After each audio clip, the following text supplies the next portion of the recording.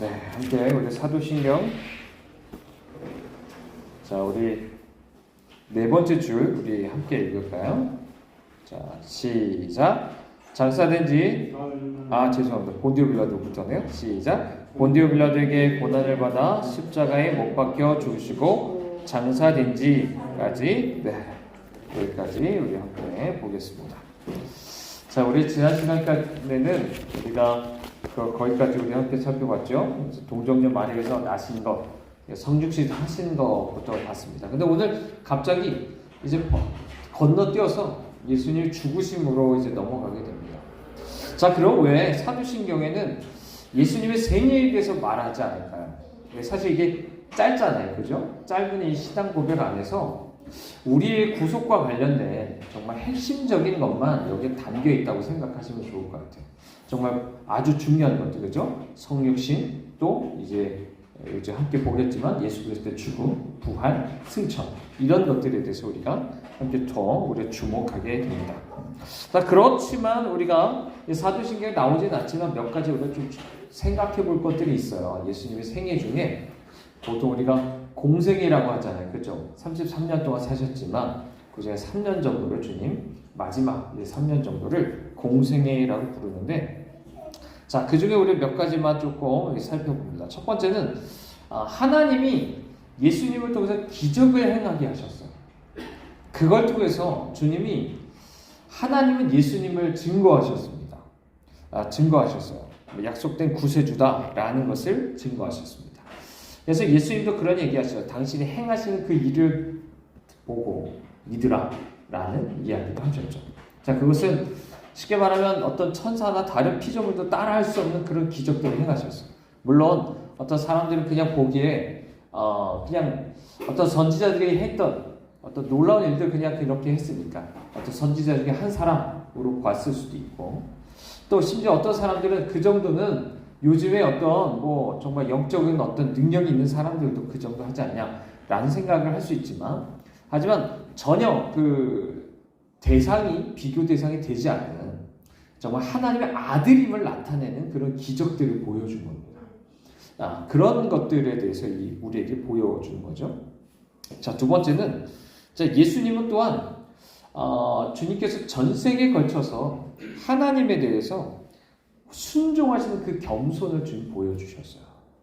비록 우리의 구원이 정말 죽음에서 보여주신 예수 그리스도의 그 복종, 그로 인한 어떤 이로 인해서 우리가 하나님 앞에서 구원받지만, 그럼에도 불구하고 이 생애 내내 보여주셨던 것, 그죠? 정말 주님께서 어려서부터 돌아가실 때까지 지금 보여주셨던 그 복종함, 정말 의로운 삶, 이것도 제외되는 것은 아니다.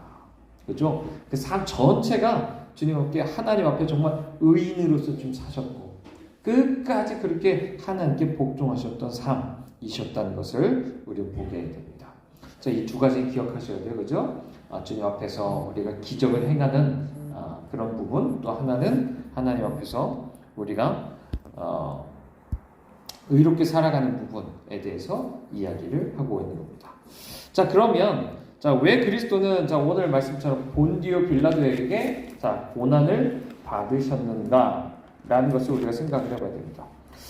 이 빌라도 총독이었습니다. 그래서 말 그대로 공식적인 재판장에 앉아서 이제 심판을 내리게 되는데, 그렇게 왜 주님 정죄를 당하셔야 됐을까요? 역대하 19장에 보면 빌라도를 통해서 심판을 선고한 건요, 빌라도 자신이 아니라 하나님이셨음을 우리에게 보여주는 겁니다.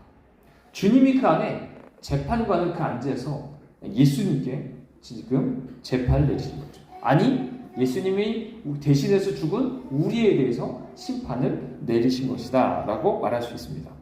그래서 그리스도께서 재판에 넘겨지셨을 때 주님은요, 우리 모든 사람의 죄를 지시고 우리 자신과 똑같이 동일시가 되어서 죄인이 되셔서 그렇게 하나님께서 신문을 받으셨고 또 사형 판결을 결국에 받으셨다라고 할 수 있습니다.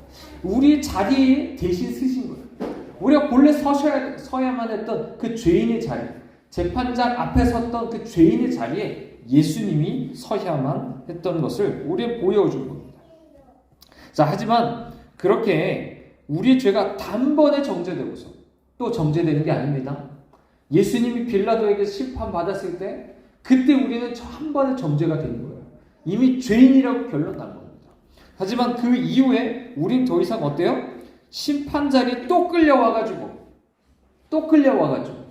넌 죄인이야. 정죄받고 또 지옥 갈 일이 있지 않습니다. 이미 예수님이 그 모든 일을 다 감당하신 거예요. 내가 믿기만 하면 그 모든 일이 더 이상 있지 않다.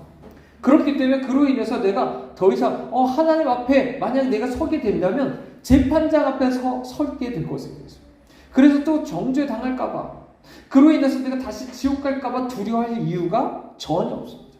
예수님께서 그때 단번에 그 모든 것을 해결하신 줄 믿습니다. 그래서 로마서 8장에는 이런 얘기하죠. 하나님에 대해서 자기 아들을 아끼지 아니하시고 우리 모든 사람 위하여 내주신 이라고 하면서 누가 능히 이 하나님께서 택하신 자들을 고발하겠느냐. 우리를 의롭다 하신 분은 그렇게 재판장 되신 하나님이시다라고 우리에게 말하고 있는 것입니다. 자, 그러면 동시에요. 자, 예수님은 자, 이렇게 빌라도를 통해서 정죄 당하셨습니다. 그죠? 십자가에 넘겨지게 돼요. 사형 판결을 당합니다. 하지만 동시에 우린 잘 알다시피 빌라도만이 아니라 헤롯을 통해서도 어떤 선언을 듣게 되냐면 아무 죄가 없다는 또한 선언을 듣게 됩니다. 이거는 우리 믿음을 강화시켜줘요. 이런 겁니다. 예수님이 정죄 판결을 받으셨죠. 죽어야 된다는 그런 선고를 받았습니다. 십자가에 넘겨줘야 된다는 그 선고를 받았습니다. 그건 무엇입니까? 우리에게 있어서 그 더 이상의 정죄와 그로 인해서 죽어야 되는 모든 것을 지금 제거하셨다는 거예요. 하지만 또 동시에 무죄하다는 건 뭡니까? 주님이 그렇게 죽으신 거 예수님 당신의 죄 때문이 아니라 그렇죠? 죄가 없으시니까 우리의 죄 때문에 그분이 정죄당하시고 십자가에 죽으신 것이구나 라는 것을 우리에게 말해주는 거예요. 그렇기 때문에 주님은 무죄하시다라고 하면서도 동시에 거짓된 것에 의해서 주님 정죄당하시고 또 그렇게 사형 판결을 당하셔야 될 수밖에 없었다라고 이야기를 하고 있는 것입니다. 자, 그리고 나서 주님 어떻게 하셨죠? 우리가 고백하듯이 자, 십자가에 못 박혀 죽으시게 됩니다. 자, 그럼 왜 십자가에서 죽으셔야 됐을까? 다른 죽음도 많았잖아요. 그죠? 오늘날도 여러 가지 단두대에서 처형하는 방법도 있고 매달리는 것도 있을 것이고 여러 가지 방법이 있을 텐데 왜 십자가였을까? 우리가 좀 생각을 해봐야 됩니다. 자, 우리는요 사실 죄로 인해서 우리는 저주받아야 될 인생입니다. 자, 율법대로 이해하면 어떻게 해야 되죠? 율법대로 살면 축복이지만 율법대로 살지 않으면 다 저주입니다. 인생에 저주가 넘쳐나는 이유는 단 한 가지죠. 내가 순종하지 않고 사니까, 죄짓고 사니까 저주를 받을 수밖에 없습니다. 그게 하나님에게서도 마찬가지고요. 사람에게서도 마찬가지로 우리는 그렇게 저주를 받아야 됐습니다. 얼마나 우리가 저주를 많이 받아야 되는가를 보면요. 십자가를 보면 돼요. 예수님 달려 돌아가신 그 십자가를 보면 우리가 당해야 될 그 저주가 얼마나 컸는지를 우리가 보여주는 겁니다. 내가 받아야 될 그 저주. 그걸 십자가에서 보여주는 거죠. 근데 자, 신명기 21장에 보면 이런 얘기를 하죠. 나무에 달린 자는 하나님께 저주를 받았음이라 라고 이야기합니다. 자, 그래서 예수님은 어떻습니까? 자, 그분의 속죄를 통해서 우리를 저주로부터 구속하기 위해서 십자가에 죽으신 거예요. 나를 대신해서 저주를 받으셔서 그 저주로부터 나를 자유롭게 하기 위해서 십자가에서 죽으신 겁니다. 그래서 십자가에서 죽어야만 한 거예요. 다른 종류의 여러 가지 사용 방법도 있었지만 여기서 얘기하는 것처럼 나무에 달려 죽어야만 저주를 받으니까 대신 그래서 우리를 거기로부터 해방하여 주니까 십자가로 죽어야만 됐다라고 이야기하는 겁니다. 자, 갈라디아 3장은 더 나가서 우리에게 뭐라고 합니까? 예수님 안에 있는 안에서 아브라함의 복이 우리에게 미치게 하는 겁니다. 단순히 저주로부터 자유롭게 할 뿐 아니라 축복이 우리에게 넘치게 하기 위해서 주님이 죽으신 거예요. 그걸 위해서 우리를 위해서 예비하여 주신 겁니다. 그래서 다르게 죽으면 안 돼요. 오직 나무에 달려 죽어야 됩니다. 사람들이 보면 다 비방했죠. 저 저주받은 사람이라고 비방하고 모두가 다 저주를 쏟았을 겁니다. 하지만 오히려 그것은 그렇게 손가락질하는 사람들이 그 저주로부터 오히려 그들을 좀 구속하기 위해서 그렇게 십자가에서 죽으셨다라는 것을 우리에게 보여주는 겁니다. 자, 그러면 예수님이 이렇게 저주가 된 게 말만일까요? 아니면 실제일까요? 자, 인류를 위해서만이 아니라 하나님을 위해서 실제 예수님은 저주가 되셨습니다. 자, 하나님께서 처음 그걸 말씀하셨을 때 그분은 당신의 아들이 어떤 종류의 죽음으로 죽으실지를 주님 알아주셨어요. 십자가에서 죽으셔야 돼요. 이거는 주님이 이미 알고 계셨던 겁니다. 자, 사도행전 4장에 보면 그것은 바로 뭐죠? 십자가의 죽음이셨죠. 그리고 그렇게 예수님은 하나님의 저주를 완전히 다 받으셨습니다. 이것은 한편으로는 하나님의 사랑이 우리의 저주로부터 구속되는 것을 넘어서 복을 주기 위해서 당신의 아들을 저주했다는 사실에 바로 의거하고 있습니다. 얼마나 우리 사랑하시며 얼마나 우리 축복하기 원하시며 예수 그리스도께 모든 저주를 쏟아부으시고 도리어 주님이 받으셔야 될 그 축복을 우리에게 주시기 위해서 예수 그리스도를 그렇게 십자가에 못 박으셨는가. 그게 정말 주님이 우리 향한 놀라운 사랑인 줄 믿습니다. 자, 예수님은 그래서 우리로 하여금 이렇게 우리가 믿는 자로 하여금 어떻습니까? 그래서 최후 심판된 저주를 받은 자들아 나를 떠나 영원한 불에 들어가라는 말을 듣지 않도록 주님 하십니다. 저주받아서 주님을 떠나 지옥 가는 인생이 되지 않도록 주님 십자가에서 그렇게 죽으셔야만 됐다고 말하는 것입니다. 자, 분명 그럼에도 불구하고 하고요. 하나님의 아들이 나를 위해서 저주되었다고 해서 그게 그분께 불명예가 되는 것만은 아니라는 것은 또한 생각해야 됩니다. 왜냐하면 예수님이 우리의 저주를 지심으로 인해서 하나님에 대한 복종을 나타내셨습니다. 하나님이 말씀하시는 거예요. 근데 그건 곧 자기가 저주받는 거예요. 그건 곧 자신이 죽는 거예요. 근데 거기에 주님이 순종하셨습니다. 동시에 그만큼 우리를 향한 하나님의 사랑, 또 예수님의 그 사랑이 녹아져 있는 게 바로 이 십자가입니다. 그만큼 우리를 사랑하신다 라고 보여주는 게 십자가의 사랑인 겁니다. 게다가 이것은 또한 예수님이 가지신 신성을 다시 한번 우리에게 보여줘요. 예수님이 아니면 누가 하나님의 저주를 감당하겠습니까? 그 저주 앞에 정말 하나의 저주만 받아도 얼마나 우리가 그 앞에서 옴짝달싹 못하고 얼마나 그 비참한 삶을 살겠어요. 하지만 우리만이 아니라 온 인류에 전 세계에 걸친 모든 저주를 주님이 감당하실 수 있었던 건 정말 예수 그리스도께서 하나님이셨기 때문이다 라고 말하는 겁니다. 자, 다시 한번 우리 봅니다. 예수님은 나를 위해서 죽으신 건요 하나님 공의롭기 때문이에요. 아담에게 주님 뭐라고 하셨죠? 죄를 지으면 죽는다. 자, 근데 그들의 죄에 대한 대가는 뭡니까? 예수 그리스도께서 대신 죽는 것 외에는 다른 방법이 없어요. 그래서 이 죽음이란 뭐죠? 전인격적으로 정말 하나님의 진노에 의해서 완전히 갈갈이 찢겨지는 겁니다. 몸이 영혼으로부터 분리되고 영혼은 또한 하나님으로부터 분리되고 이런 엄청난 고통을 겪는 게 죽음이라고 말하는 거예요. 그걸요 예수님이 나를 위해서 주셨다는 거예요.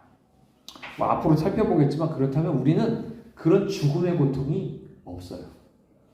사람들이 죽기를 두려워합니다. 그죠? 죽기를 두려워해요. 지옥 가기 두려워해요. 근데 이미 그 모든 게 우리를 지나갔다라고 이야기합니다.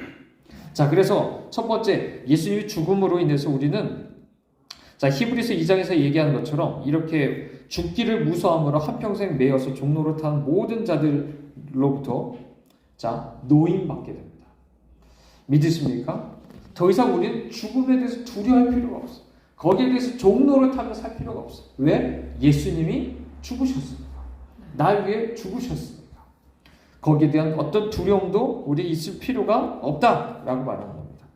또한 예수님이 죽으심을 통해서 우리에게 성령을 주님 받으셨어요. 우리에게 부어주실 성령을 받으셨습니다. 그래서 로마서 6장 말씀처럼 날마다 우리 안에 계신 그분의 능력으로 인해서 우리가 죄로부터 해방되고 죄 매일 그러니까 빚진 자처럼 종된 자처럼 어쩔 수 없이 그 죄 짓고 살아가는 게 아니라 날마다 그것을 오히려 이기고 살아가면서 그런 삶을 지금 살게 하시는데 이 죽음으로부터 나오는 유익입니다. 물론 우리는 그럴 때가 있어요. 경험적으로 이럴 때가 있죠. 그래도 우리는 여전히 육체적으로 죽잖아요. 또 우리 안에 여전히 죄가 살아있는 것 같은데요. 정말 예수 그리스도께서 우리 위해서 십자가를 통해 형벌을 제거하고 성령을 받으신 게 맞습니까? 우리 안에 엄청나게 의심될 때가 많습니다. 그렇죠? 우리 눈에 보이는 게 그런 거니까. 우리 눈에 봐보세요. 그러면 날마다 오늘도 죄를 짓고 날마다 또한 우리 삶 속에서 죽음의 그림자가 드려지면서 야 정말 그게 맞을까? 하나님의 말씀이 맞아? 복음이 맞아? 예수님 날 위해서 죽으셨다는 게 정말 그게 맞아? 라고 우리가 생각될 때가 있습니다. 하지만 이미 예수님은 죽음을 통해서 죄값이 다 지불하셨습니다. 완전히 하나도 남김없이 다 지불하셨어요. 그래서 우리의 육체적인 이 죽음, 쉽게 말하면 보통 얘기하는 것처럼 그냥 죽는 거 말하는 거예요. 그거는 자 요한복음 1장이나 빌립보서 1장처럼 우리의 죄 짓는 것을 완전히 끝내고 영생에 들어가게 한 겁니다. 이해되시죠? 전혀 죽음의 차원이 달라진 거예요. 이해되세요? 죽음의 차원이 전혀 달라진 겁니다. 자 이제는 뭐라고요? 내가 내 안에 완전히 죄 짓는 거 끝내고 이제 난 영생에 들어가는 거다. 이제 주님과 함께 살게 되는구나. 그게 죽음이라고. 그럼 죽음은 우리에게 있어서 어쩌면 두려울 게 아니라 오히려 평화 속에서 정말 소망 가운데 나아갈 게 죽음이라고 주님 말씀하시는 겁니다. 또한 성령도 주님 받으셨죠. 근데 죄에 대한 죽음은 날마다 어때요? 그 권능을 잃게 되는 거예요. 물론 이제 성령 세례에 대해서 이야기하는 다른 파에 의하면 자 우리는 그런 것도 믿습니다. 일시적인 어떤 체험에 의해서 성령 세례나 이런 체험을 통해서 분명히 주님 앞에 우리가 이 죄로부터 해방되는 그런 역사가 우리에게 있다고 믿습니다. 하지만 그럼에도 불구하고 그것만 딱 떼어서 그러면 그때만 딱 떼어서 전과 후에 아무것도 우리의 성령의 능력으로 정말 죄를 이기고 살아가는 게 없어도 되냐? 그건 아니에요. 날마다 예수 성령의 그 능력으로 정말 죄를 이기고 살아가야 됩니다. 그건 마찬가지인 거죠. 그런데 심지어 그렇다면 그런 상황에서 죽음은 또한 뭐냐면 죽음은 정말 우리에게 있어서 이런 죄성을 완전히 제거하여서 정말 죄에 대한 죽음 그것이 완전해지게 만드는 게 이 육체적 죽음입니다. 내가 죽는 건 그것을 도와주는 거예요. 정말 그런 우리가 꿈꾸던 것들이 그때 이루어지게 됩니다. 그래서 고린도전서 15장에서 말하는 것처럼 혈과 육이 하나님 나라를 기업으로 받을 수 없다는 그 말씀을 위해서 주님은 우리에게 그 일을 행하십니다. 자, 그러므로 우리는 어떻습니까?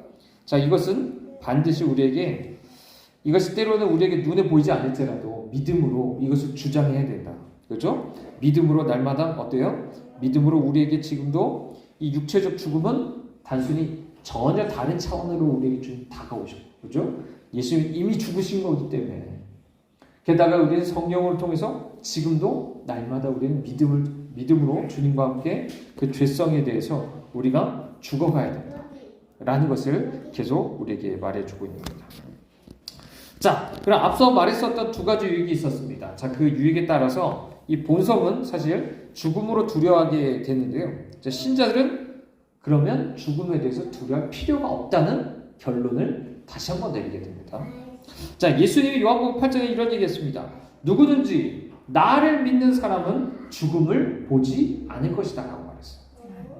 자, 그랬기 때문에 우리 죽음에 대한 두려움을 제어하고 그걸 극복할 수 있는 예수 그리스도에 대한 죽음, 예수님의 죽음, 그죠?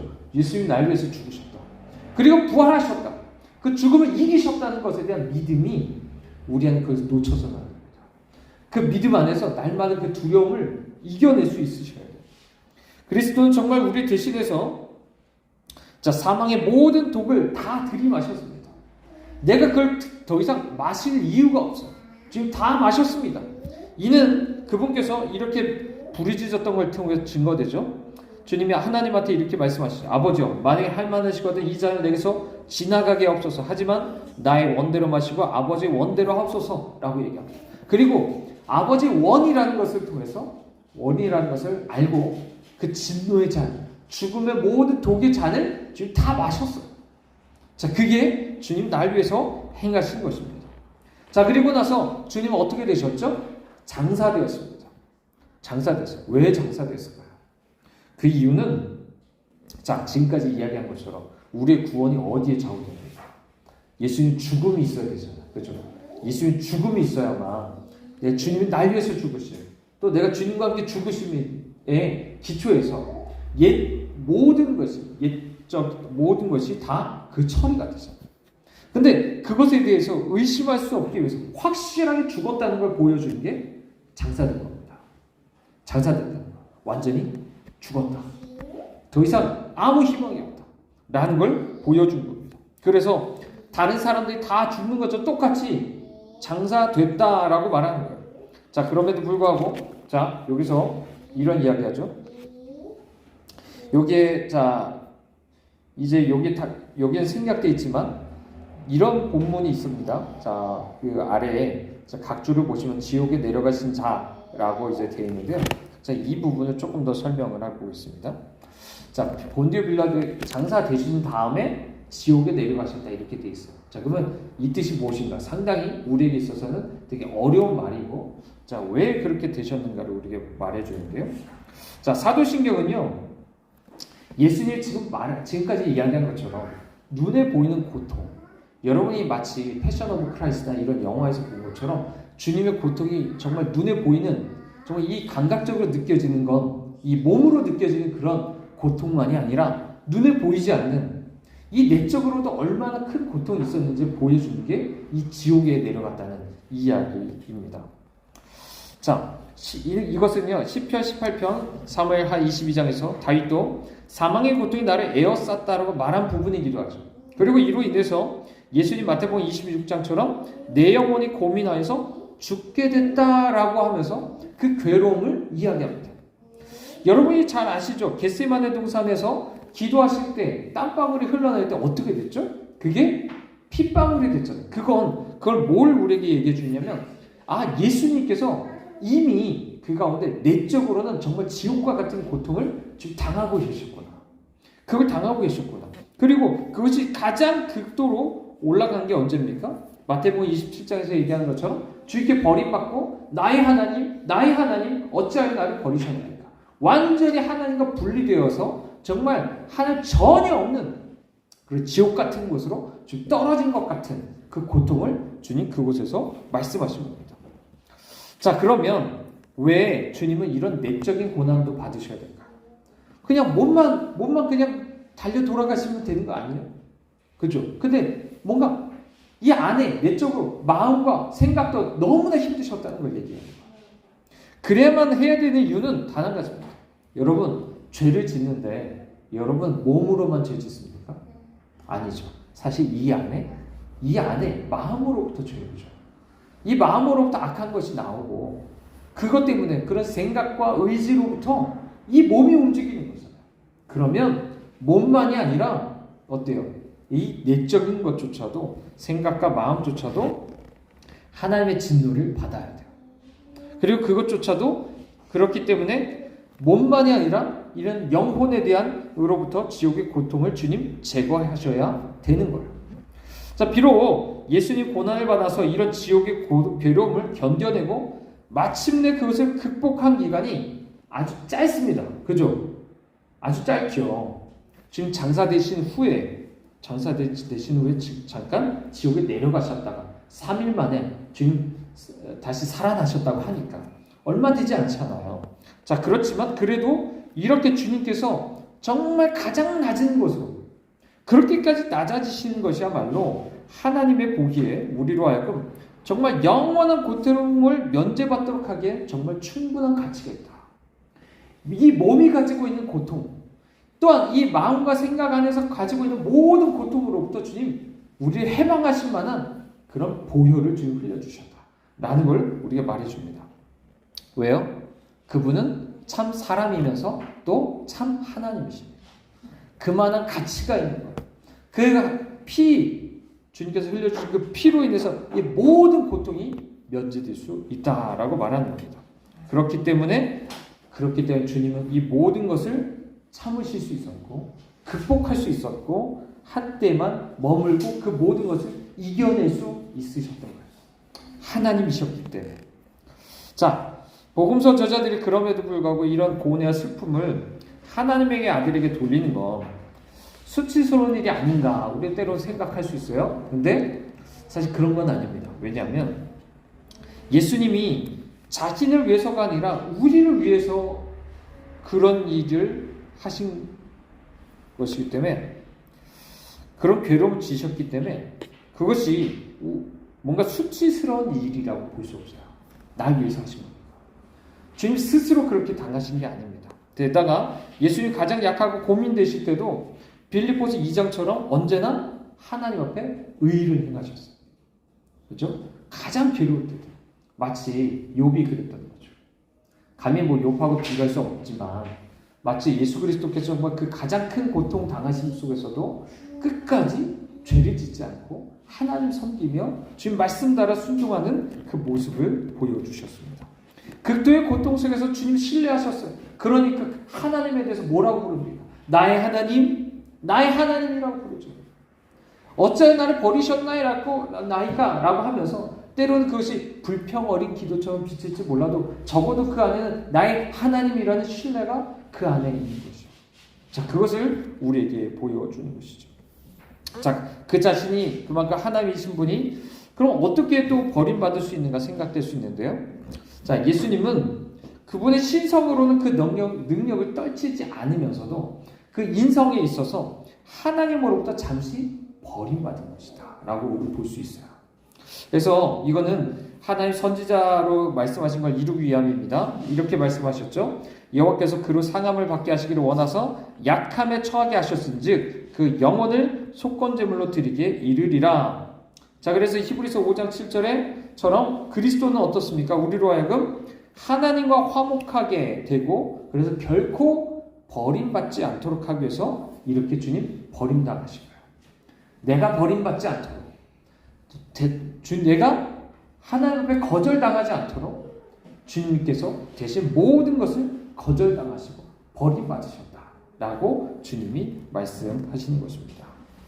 자, 마지막으로 자, 이렇게 주님께서 지옥에 가셨다라는 걸 통해서 우리가 얻을 수 있는 유익이 뭔가를 잠깐 생각해 보겠습니다. 첫 번째는 예수님이 우리 위해서 그렇게 정말 낮아지신 것을 통해서 그러면 그럴수록 더욱 소중하게 우리 구원을 위한 값을 지불하는 것을 우리는 볼 수 있습니다.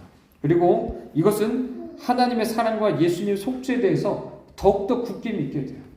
정말 그것에 대해서 우리가 확신하게 된다라고 말합니다.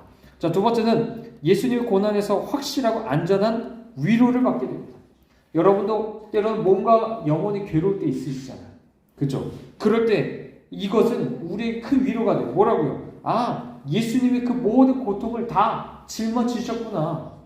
그죠? 주님의 생명에 대해서 우리가 신유에 대해서 얘기했을 때, 그죠? 그것은 단순히 우리 몸에만이 아니라 우리 마음에도 마찬가지예요. 이거 때로는 이 세상에서, 아니 교회에서조차도 내적 치유에 대해서 이야기하잖아요. 그죠? 내적 치유에 대해서 이야기하는데 사실 예수님이 이 모든 몸만이 아니라 마음 안에 있는 모든 고통도 다 주님 아세요. 그 모든 걸 다 지고 가셨습니다. 그죠? 그러면 내 안에 뭐가 돼요? 완전한 위로를 얻게 되는 거야. 주님 다 지고 가셨다. 그죠? 그것을 내가 굳이 짊어지고 갈 필요가 없는 거야. 다 주님이 그래서 지고 가셨다라는 것을 우리가 위로를 받습니다. 왜냐하면 자, 히브리서 4장, 요한복음 16장, 시편 39장처럼 예수님으로 말미암아서 자, 우리의 양심의 자유를 회복하기 위해서 예수님의 양심이 또한 가장 심한 고통을 받았다는 걸 우리에게 말해주기 때문에 주님은 이 모든 고통을 우리에게 당하셨다라고 말해주는 겁니다. 자, 말씀을 정리하겠습니다. 자, 오늘은 자, 우리 본디오 빌라도에게 고난을 받아서 십자가 못 박혀주시고 장사 되시어 지옥에 내려가신 것에 대해서 우리에게 이야기했습니다.